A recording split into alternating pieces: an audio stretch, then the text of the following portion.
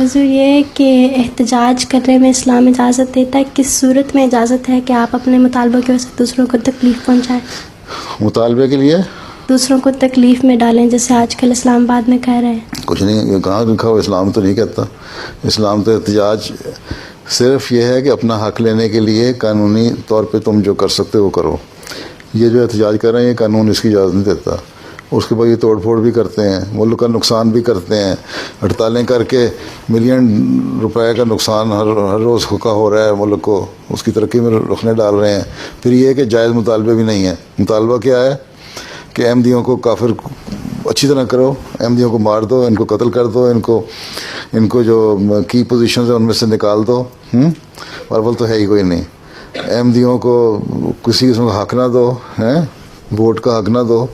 तो ये एहतजाज हैं, तो वैसे भी गलत एहतजाज हैं। एक तो जायज़ एहतजाज भी सिर्फ उस हद तक है जहाँ तक कानून इजाज़त देता है, और कानून अगर कहता है जुलूस निकालो, उसकी गवर्नमेंट स्पॉन्सर कर रही होती है, अदरवाइज़ कोई एहतजाज की इजाज़त नहीं है और गैर कानूनी है और गलत मना है।